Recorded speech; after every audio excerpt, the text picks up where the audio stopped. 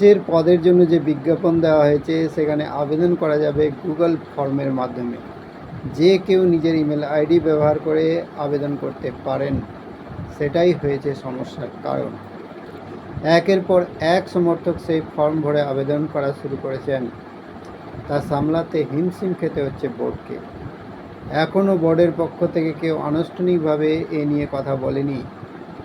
Welcome my channel, আসসালামু আলাইকুম। আপনিও কি ভারতীয় ক্রিকেট বোর্ডের কোচ হতে চান? সুবর্ণ সুযোগ আপনার সামনে। দেরি না করে তাড়াতাড়ি ফর্ম ফিল আপ করে দিন। একটিও ম্যাচ না খেলে ভারতের কোচের পদে আবেদন একজনের। দ্রাবিড়ের উত্তরসূরি বাঁচতে বিড়ম্বনায় পড়েছে বোর্ড। ভারতীয় দলের পরবর্তী কোচ খোঁজার প্রক্রিয়া শুরু করে দিয়েছে বোর্ড। ওয়েবসাইটে আবেদনপত্র চাওয়া হয়েছে বিজ্ঞাপন দিয়ে। নির্দিষ্ট যোগ্যতা মান পূরণ করতে পারলে তবেই কোচের পদে আবেদন করা যাবে। তবে সেই বিজ্ঞাপন নিয়ে বিড়ম্বনায় পড়েছে বোর্ড। সাধারণ সমর্থকরাও আবেদন করা শুরু করে দিয়েছেন। এই জন্যই আপনাদের বললাম, আপনারাও আবেদন করতে পারেন। কোচের পদের জন্য যে বিজ্ঞাপন দেওয়া হয়েছে সেখানে আবেদন করা যাবে গুগল ফর্মের মাধ্যমে। যে কেউ নিজের ইমেল আইডি ব্যবহার করে আবেদন করতে পারেন, সেটাই হয়েছে সমস্যার কারণ। একের পর এক সমর্থক সেই ফর্ম ভরে আবেদন করা শুরু করেছেন।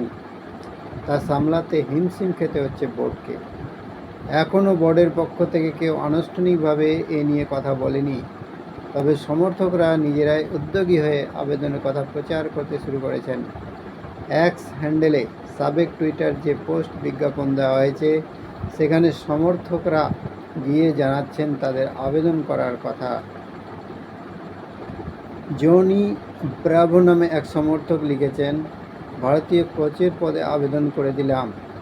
আশা করি আমার বিশেষজ্ঞ কোচিং এবং পরামর্শে ভারত 2027 সালে দক্ষিণ আফ্রিকায় গিয়ে বিশ্বকাপ জিতবে। সোহম নামে একজন লিখেছেন, ভারতের কোচ হওয়ার জন্য তোর সইছে না। প্রফেসর সাহাব নামে একজন লিখেছেন, দয়া করে আমার আবেদন বিবেচনা করে দেখবেন। এদিকে সূত্রে খবর, নিউজিল্যান্ডের প্রাক্তন অধিনায়ক স্টিভেন ফ্লেমিংয়ের সঙ্গে কথা বলেছে বোর্ড। তাকে দ্রাবিড়ের উত্তরসূরি হিসেবে পেতে চাইছে বিসিসিআই। এখন চেন্নাই সুপার কিংসের কোচ ফ্লেমিং। আইপিএলে 2009 সাল থেকে চেন্নাইয়ের দায়িত্ব সামলাচ্ছেন তিনি। সফলভাবে কোচিং করাচ্ছেন, ট্রফি জিতিয়েছেন দলকে। দ্রাবিড়ের জায়গা নেওয়ার জন্য যথেষ্ট যোগ্য তিনি। আগামী দিনের দল তৈরি করার জন্য অনেকের মতে ফ্লেমিংয়ের থেকে ভালো কেউ হবেন না। কিন্তু 2 মাসের আইপিএল ছেড়ে 10 মাস আন্তর্জাতিক দলের সঙ্গে থাকার পথে ফ্লেমিং হাঁটবেন কিনা তা নিয়ে সন্দেহ রয়েছে অনেকের। ইন্ডিয়ান এক্সপ্রেস সূত্রে খবর, ইতিমধ্যে ফ্লেমিংয়ের সঙ্গে প্রাথমিকভাবে কথা বলেছে বোর্ড।